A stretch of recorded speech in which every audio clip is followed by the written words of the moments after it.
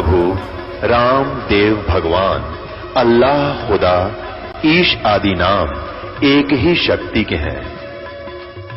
वो कैसा है, कहां है, कैसे मिलता है, किसने देखा है?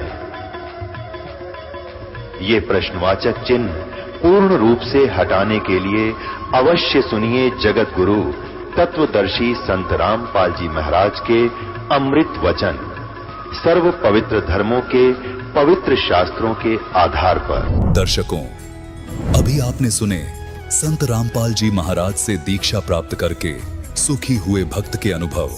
अब देखिए जगत गुरु तत्वदर्शी संत रामपाल जी महाराज के मंगल प्रवचन। पहले तो दास ऐसी व्यवस्था करेगा, आपने इस माया की जरूरत नहीं रहेगी। ऐसे ढंग से आपका सिंपल लिविंग स्टेटस बनाया जाएगा। और ये बेमतलब की परंपराएं हमने बना रखी है। एक बेटी ब्याहना मुश्किल हो जाता है एक व्यक्ति ने, अरे मायाधारी मस्करों ने इतनी ये बकवाद की परंपरा बना दी है, वो सब खत्म करी जाएंगी और केवल परमात्मा पर विश्वास किया जाएगा। बच्चों का भी और लड़की का विवाह एक बिल्कुल सिंपल वे से करेंगे। बेटी को हमने कैर बना लिया, इतना अच्छी और शरीफ होती है लड़की, और उसको हमने अपना दुश्मन बना लिया, गर्भ में मारने लगे सिर्फ इसलिए अपनी कुपरंपराओं के कारण कि दहेज देना पड़ेगा। हमने दहेज लेना नहीं देना बिल्कुल नहीं है, केवल एक कन्या देनी होगी, रोटी भी आश्रम में खुआवाएंगे उन्हें, और ले जा भाई बेटी ब्याह दी, बस अपना कमाओ और तुम्हारे घर पर खाओगी।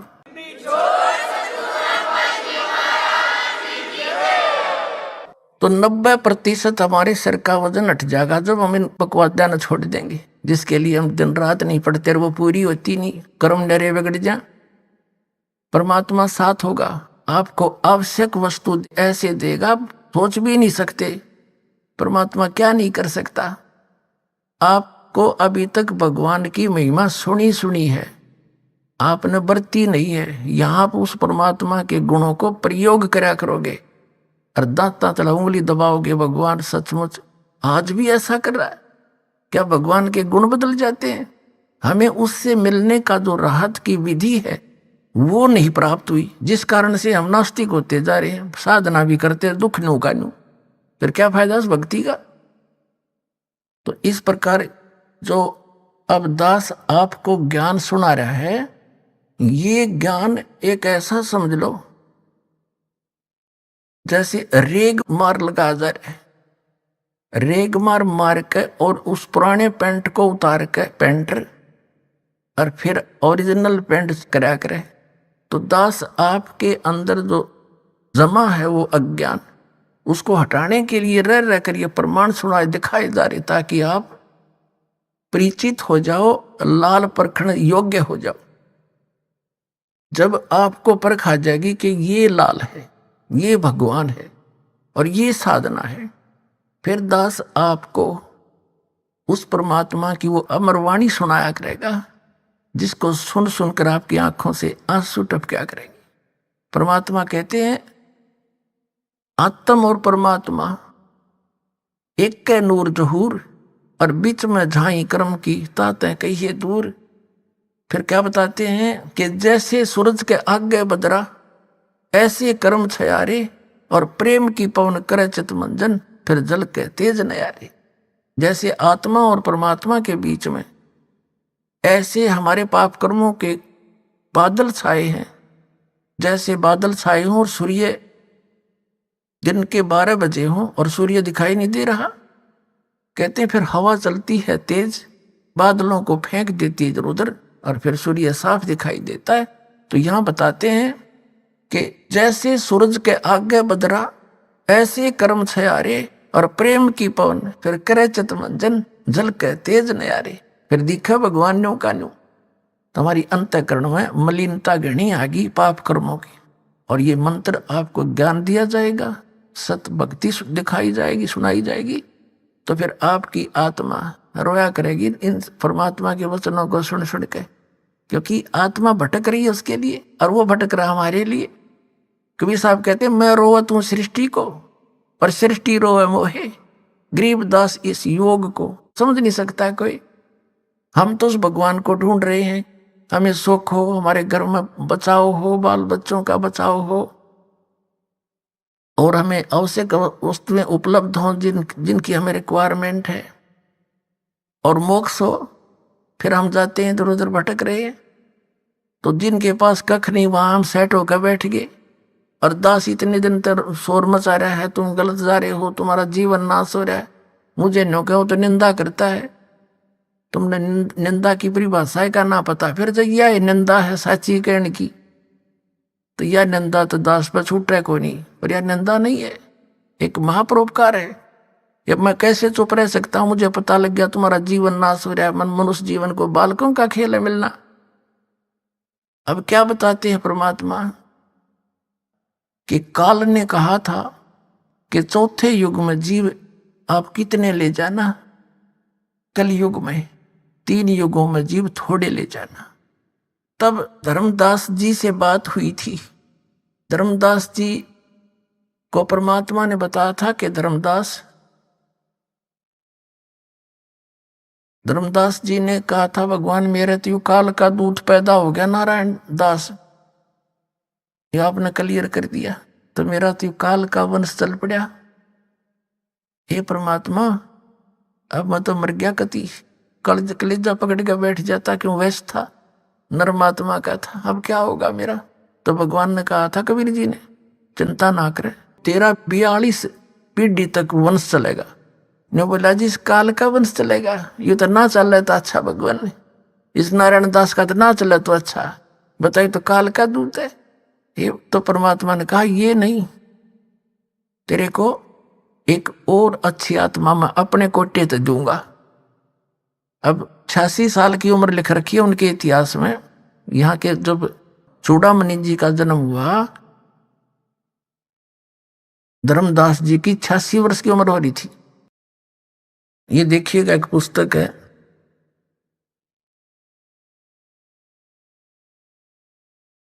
आशीर्वाद शताब्दी ग्रंथ।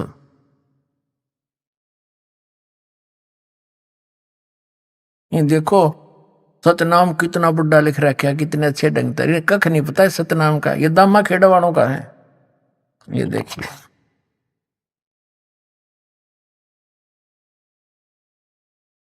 ये देखिएगा, ये है ग्रंथ परिचय। ग्रंथ का नाम आशीर्वाद शताब्दी ग्रंथ। संरक्षक है पंत श्री हजूर प्रकाश मुनि नाम साहिब, जो वर्तमान में आचार्य कबीर पंथ, दामा खेड़ा, जिला रायपुर, छत्तीसगढ़। प्रकाशक हैं श्री सतगुरु कबीर धर्मदास साहेब वंशावली, प्रतिनिधि सभा कबीर धर्मनगर, दामा खेड़ा, रायपुर, छत्तीसगढ़। सौजन्य से अपने गुरुदेव पूजनीय महंत श्री पुरुषोत्तम दास जी साहेब, दादा श्री किशन लाल जी, दादी श्रीमती रूपा देवी, आदि आदि। लेख किसका है? पंत श्री गंध मुनि नाम साहिब, डॉक्टर पार्शनाथ श्री महेंद्र सिंह वर्मा। प्रवचन है पंत श्री प्रकाश मुनि साहिब। ये सारा कुछ इनका लिख रखा है। मुद्रक है विजय लक्ष्मी ऑफसेट नागपुर दूरभाष, इतने इतने। और ये है वर्तमान में दामा खेड़ा के अंदर प्रकाश मुनि नाम के कबीर धर्मनगर दामा खेड़ा, शताब्दी वर्ष पर शुभकामनाएं। ये श्री प्रकाश मुनि जी महाराज हैं। ये सन 2004 में इन्होंने कोई ये छापे हैं। अब इसमें क्या लिखा है ये देखिएगा। इधर तो इसमें धनी धर्मदास जी बैठे हैं, इनका फोटो लगा रखा है। यहां इन्होंने प्रमाण दिया है धनी धर्मदास जी साहेब सतगुरु कबीर साहेब के अनन्य भक्त एवं परम शिष्य धनी धर्मदास साहेब जी कबीर पंथ के आधार शिला हैं। धनी धर्मदास जी साहेब के माध्यम से ही सतगुरु का अखंड ज्ञान और अथाह अनुभव सर्वसुलभ हो पाया। अब यहां देखते हैं, यह है कसौधन वैश्य कुल में पैदा हुए धनी धर्मदास जी साहिब का जन्म बांधवगढ़ विक्रमी संवत 1452 की कार्तिक पूर्णिमा के दिन गुरुवार को हुआ था। संवत 1452, और इसमें से 57 कम कर दे, 1452 और यानी 1395 में उनका जन्म बताया। सन 1395 गुरुवार को हुआ था। आपके बचपन का नाम जुड़ावन प्रसाद, आप एक कर्मठ आदि। आपका विवाह संवत 1480 में पत्थरटा ग्राम की जादोमती देवी की सुयोग्य कन्या सुलक्षणा देवी अर्थात पंथ की माता आमीन से हुआ, और आपके एक पुत्र व एक पुत्री भी हुए। अपार संपत्ति होते हुए भी आप निर्भमानी थे। संवत 1518 में व्यापार व तीर्थ आंटन के दौरान मथुरा में सतगुरु से प्रथम भेंट ने आपको एहसास दिलाया कि आपके पास सब कुछ होते हुए भी आप नाम धन से खाली हैं। विक्रमी संवत 1520 में काशी में हुई दूसरी मुलाकात ने आपको सदा के लिए सतगुरु के अनुगामी बना दिया है। इसी वर्ष आप सतगुरु को काशी से बांधवगढ़ लाए, आरती कर दीक्षा पाए। विक्रमी संवत 1520 में सर्वभावेन समर्पित हो गए। सतगुरु कबीर साहब ने आपको आत्मसात किया और सतनाम धन के साथ अटल 42 वंश का आशीर्वाद दिया। इसके फलस्वरूप विक्रमी संवत 1538 में आपके घर द्वितीय पुत्र के रूप में चूड़ामणि नाम साहिब का प्राकट्य हुआ, और 1540 में सतगुरु ने एकोत्री चौका का विधान रचा और आपको पंथ का आदेश दिया। सतगुरु के हर आदेश का पालन करते हुए आप विक्रमी संवत 1568 के फागुन के मास में जगन्नाथपुरी में सतगुरु के हाथों का परवाना ग्रहण करके लोक को गमन किया। अब कहने का भाव यह है, इनका जन्म हुआ विक्रमी संवत 1452 में, और दूसरा पुत्र विक्रमी संवत 1538 में हुआ।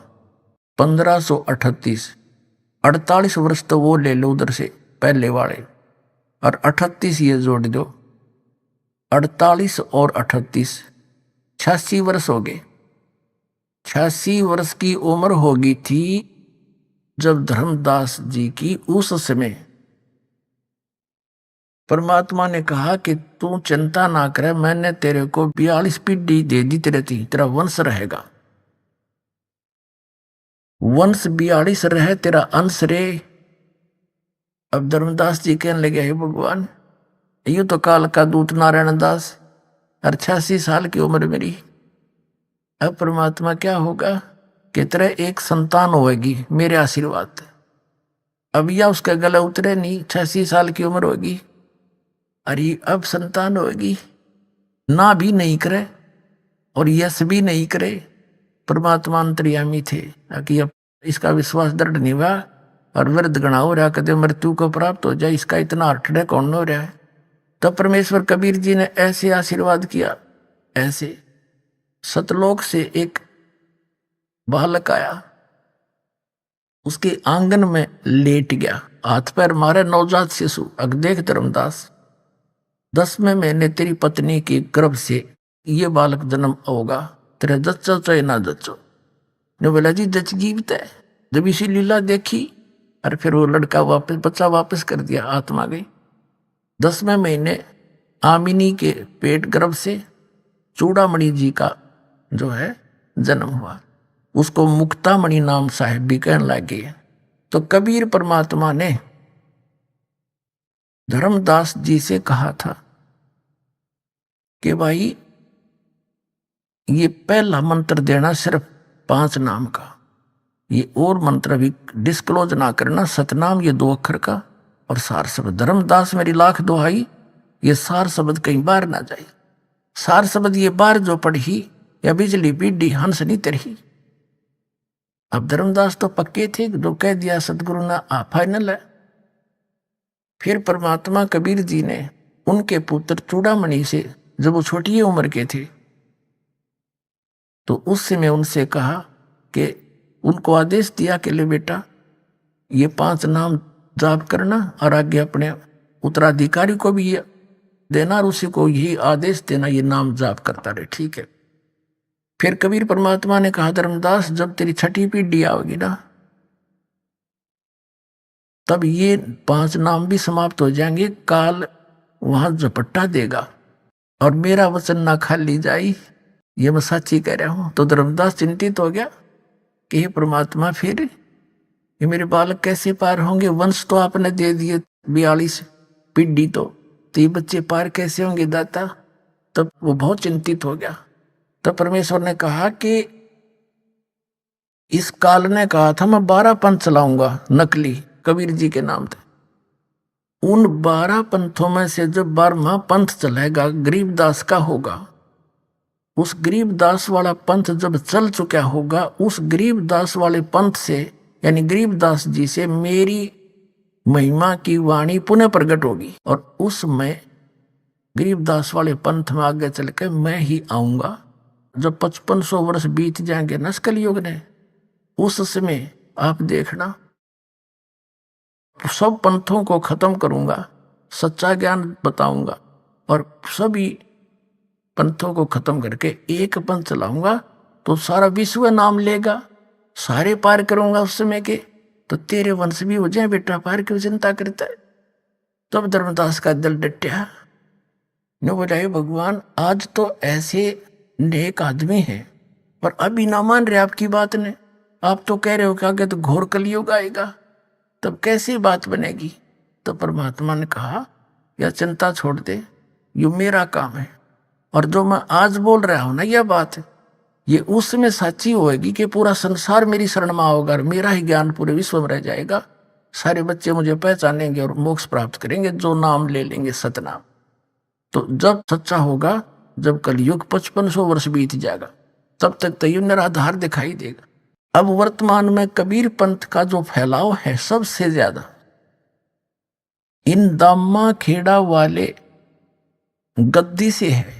इन कहते 30,000 तक मेहनत बना रखे हैं और वो आगे नाम देते हैं और फिर वो साल में 2-3 ये प्रोग्राम करते दामा खेड़ाले, वो सभी मेहनत आके और उनका पूजा चढ़ाते हैं। इन तो रजवाड़े बना रखे हैं, जैसे एक सेंटर का राजा होता था, अगर छोटे छोटे राजा छोड़ दिए होते थे और वो फिर सारे उसको टैक्स दिया करते थे। ये वो सांग जोड़े न के लेना देना किसी के मोक्ष से कख नहीं पता इन दामा खेड़ा वालों को। अब दिखाता हूँ थोड़ी सी झलक इन दामा खेड़ा वालों का क्या ज्ञान था, ये कैसा भगवान को जाना इन्होंने। अपने आत्माओं आपका सौभाग्य है। अब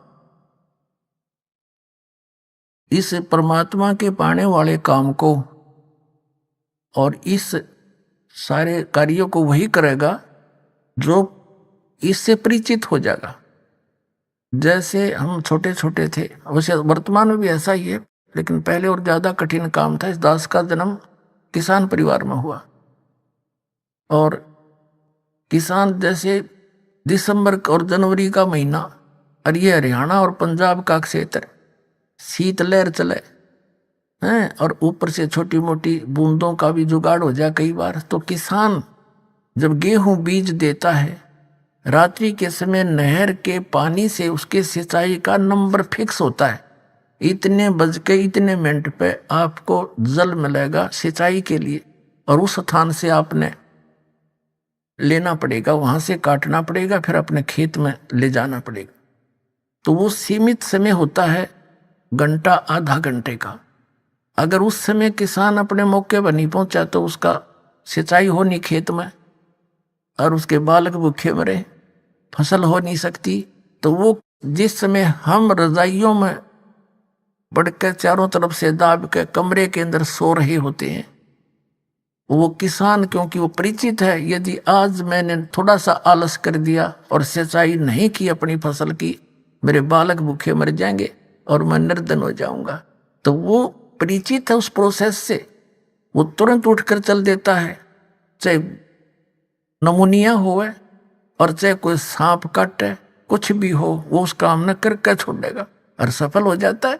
और वहां जाके कंबल को भी उतार के रख देता है जब पानी में बढ़ के कस्सी से मिट्टी डालता अपने खेतों में पानी लगाने के लिए। तो पुण्यात्माओं, वो व्यक्ति इस काम को करेगा। इस यहाँ इतनी दूर से आ रहे हैं पुण्यात्मा, कहाँ से 2-2 हजार किलोमीटर से चल कर आगे, तो वही आएंगे यहाँ पर जो इसको समझ जाएंगे कि ये काम तो करना पड़ेगा, ना तो बिजली गिरगी, ये जीवन फिर मिला नहीं मनुष्य का, ये अवसर मिला नहीं, ऐसा संत नहीं मिला जो दास परमात्मा ने बना के भेज दिया, और यू ज्ञान मिला नहीं।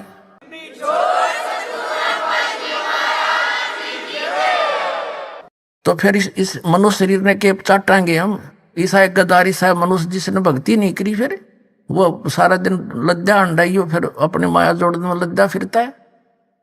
तो इस ज्ञान से जो ऐसे परिचित होगा वो आओगा सिर दड़की बाजी लाके, और वह सफल होगा।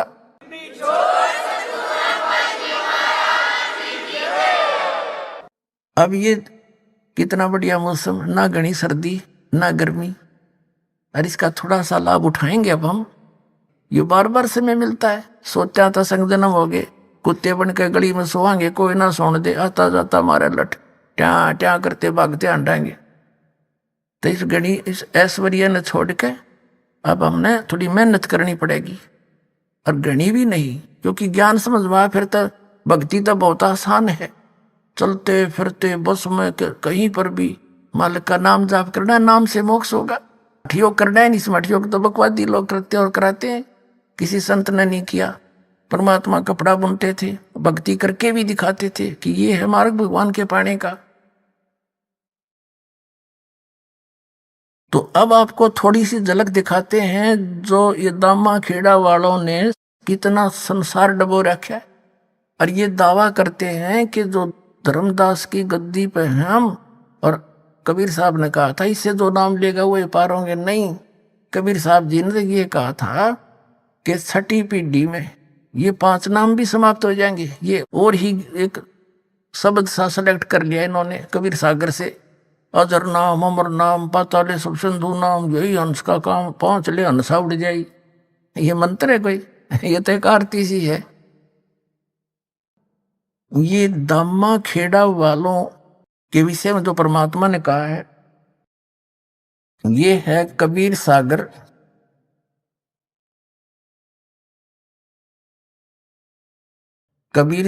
संपूर्ण 11 भाग, खेमरा श्री कृष्णदास प्रकाशन बंबई से। ये प्रथम खंड कबीरपंथी भारत पथिक स्वामी युगलानंद बिहारी द्वारा परिष्कृत, मुद्रक के प्रकाशक हैं खेमरा श्री कृष्णदास, अध्यक्ष श्री वेंकटेश्वर प्रेस, खेमरा श्री कृष्णदास मार्ग मुंबई से। ये इधर का ये सारा कुछ यहाँ लिखा हुआ है। इसमें अनुराग सागर नामक एक अध्याय है, अनुराग सागर, और इसके पृष्ठ नंबर 138 पे भविष्य कथन अलग व्यवहार है। जस कुछ आगे हुए भाई, सो चरित्र तोहे कहूं बुझाई। कबीर साहब कह रहे हैं धर्मदास जी को कि जब लो तुम रहो तन्माही तो लो काल प्रगटे नहीं। जब तक तू रहेगा ना इसमें, तो तब तक तो काल तेरे पंथ में कोई झटका नहीं दे पाओगा। देखिए, अर्गहो किनार ध्यान बकलाए, जब तन तजो काल तब आए। छेकई तोर वंश को आई, और काल धोख सो वंश रिझाई। फिर तेरे काल आओगा, तेरे वंश को छेकेगा, उसमें छेद कर देगा, और उस धोखे में तेरे वंश गणेरा जी रहेंगे, तेरे वंशाले। आगे देखो, वंश तुम्हारा अनुभव कथ रखही, नाद पुत्र की निंदा भखही। सोई पीढ़ी है हंस कड़ियारा, ताको हुए बहुत अंकारा। जो तेरी पीढ़ी के होंगे उनमें अभिमान घना हो जाएगा। स्वार्थ आए चिन्ह न पावे, अनंत जीवन के भटकावे। और जीवों को भटकाओगे, अपने स्वार्थ के कारण सच्चाई को नहीं ग्रहण करेंगे। ताते तो ये कहूं समझाई, अपने वंश देव चिताई। नाद पुत्र जो प्रगट होई ताको मिले प्रेम से सोई, कमाल पुत्र जो मृतक जिवाया ताके घट में दूध समाया।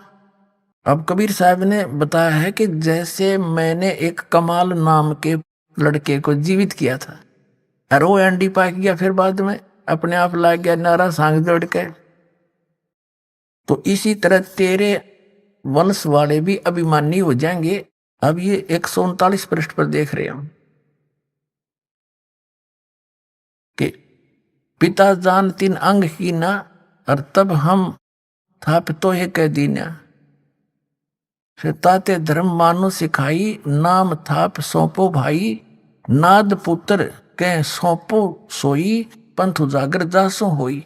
नाद पुत्र यानी जो एक तो नाद का पुत्र होता है वचन का, एक बिंद का होता है। बिंद का वो होता है जो माता पिता से वंशज होते हैं उनके बच्चे, और एक नाद कहो चाहे वचन कहो, नाद का होता वचन से। जैसे आप जी हमारे बच्चे और बच्ची हो गए, बेटा बेटी, हम इस दास के वचन के बच्चे हो और शरीर के बच्चे अलग हैं। तो इसी प्रकार धर्मदास जी के जो बिंद के हैं वो तो है ये महंतर दामा खेड़ा वाले, और वचन के हैं उनसे हटकर, क्योंकि गरीबदास जी कबीर साहब का वचन का पुत्र था। फिर उनसे ही आगे चलते हुए हमारा जन्म हुआ, उसी पंथ में जन्म हुआ, माँ से जन्म अलग से हुआ, तो वो हैं नाद के। और यहाँ कबीर साहब कहते हैं इन बिंद वाला ने तो बैठाया सदा, ये नाद वालों से मेरा पंथ उजागर होया। अनुराग सागर 139 पृष्ठ पर हम पढ़ रहे हैं कबीर सागर का। ताते धर्मनी मानो सिखाई, नाम थाप सौंपो भाई, ये नाम है नापनी, नाद पुत्र के सौंपो सोई, पंथ उजागरता से होई। और वंश कर है अहंकार बहुता, तेरे वंश वाले तो बहुत में अहंकार करेंगे। हम हैं धर्मदास कुलपुता, हम तो धर्मदास के कुलपुत्र हैं। और जहां हंग ता हम नाही, जहां विमान है वह मैं नहीं, और धर्म नहीं देखो परख मन माही। जहां हंग ता काल स्वरूपा, जहां विमान है वह काल है, नहीं पावे सतलोक अनूपा। धर्मदास तौतर है वंशा, यही बात को मेटो संसा। नाम भक्ति जो दृढ़ के धर ही, सुनो धर्मनी वो कैसे नीतर ही। रहनी रहे तो सब है उभारूं, और वचन गए तो तेरे 42 तारूं। और वचन गए सो वंश हमारा, बिना वचन नहीं उतरे पारा। चाहे तेरा बेटा हो चाहे तेरे वंश के हो, जिन्होंने हमारे सतनाम को नहीं ग्रहण किया वो पार नहीं हो सकते। आगे देखना यहाँ क्या बताया है अनुराग सागर की 140 पृष्ठ पर।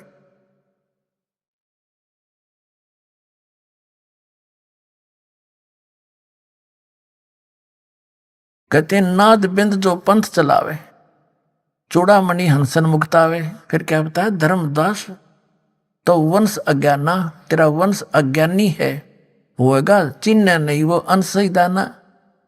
जस कुछ आगे हुए है भाई, सो चरित्र में कहूं बुझाई।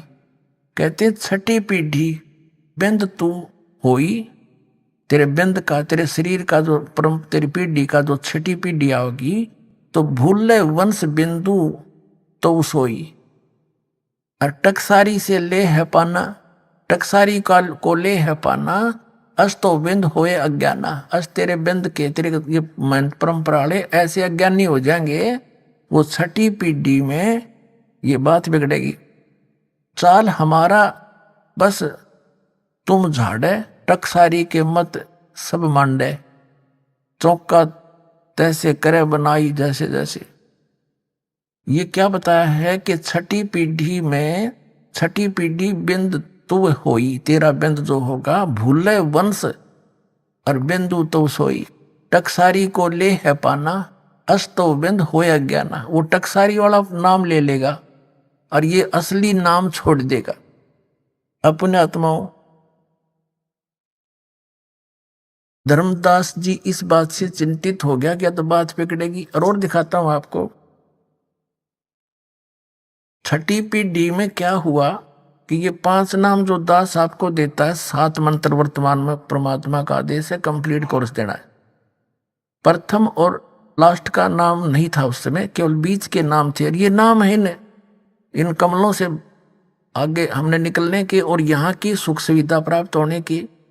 तो ये इसलिए दिए थे कि इस पिछली पीढ़ी तक ये मनुष्य जन्म प्राप्त करते आ जाएंगे इस प्रथम मंत्र तक, और फिर इन सब को पार कर दूंगा। तो परमात्मा ने कहा कि छठी पीढ़ी में क्या हुआ ये दास बताता है।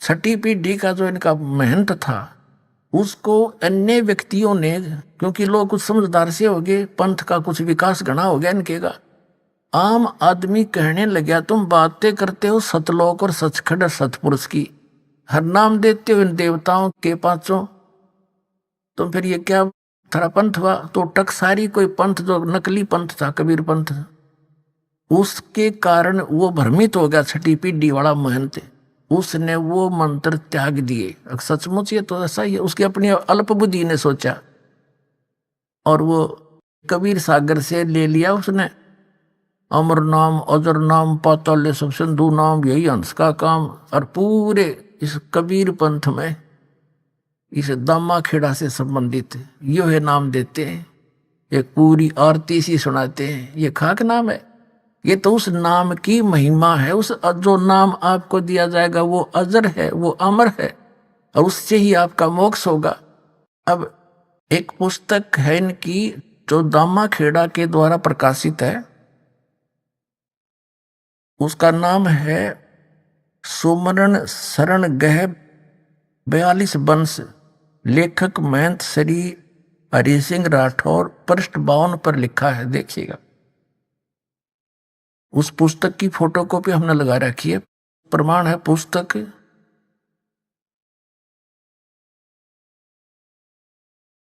सुमरण शरण गह 42 वंश, लेखक महंत श्री हरि सिंह राठौर, पृष्ठ 52 की ये फोटोकॉपी है। और ये आप पहले लिख रहे हैं दामा खिडाले इस सारी वाणी को, और देखिए वाणी सुन धर्मनी जो वंश नसाई, जिनकी कथा कहूं समझाई, ये 93 नंबर तो दुआ है।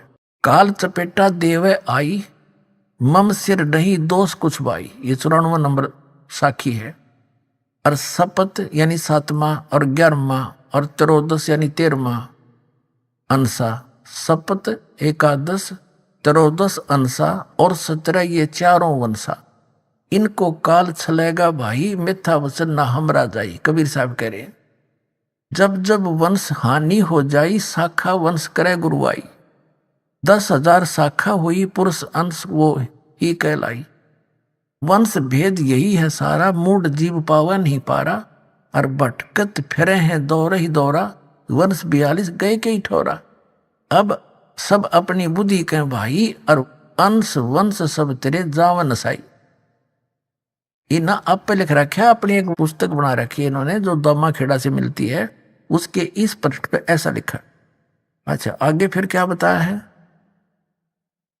एक पुस्तक है इनकी, पुस्तक धनी धर्मदास जीवन दर्शन, देखिए इस पुस्तक की फोटोकॉपी है ये। 14वीं महंत गद्दी का परिचय, पुस्तक धनी धर्मदास जीवन दर्शन एवं वंश परिचय, पृष्ठ 49 पर लिखा है कि 13वें महंत दया नाम के बाद कबीर पंथ में उथल पुथल मची, काल का चक्कर चलने लगा, क्योंकि इस परंपरा में कोई पुत्र नहीं था। तब तक व्यवस्था बनाए रखने के लिए महंत काशी दास जी को चादर दिया गया। कुछ समय पश्चात काशी दास ने स्वयं को कबीर पंथ का आचार्य घोषित कर दिया तथा खरसिया में अलग गद्दी की स्थापना कर दी।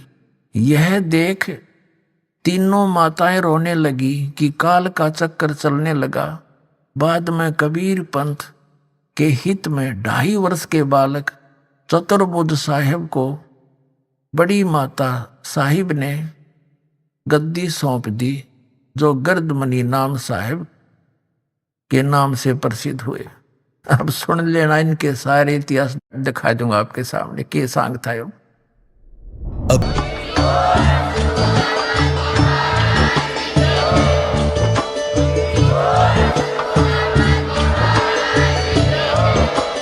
आप सुन रहे थे जगत गुरु तत्वदर्शी संत रामपाल जी महाराज जी के मंगल प्रवचन। अधिक जानकारी के लिए विजिट कीजिए हमारी वेबसाइट www.jagatgururampalji.org।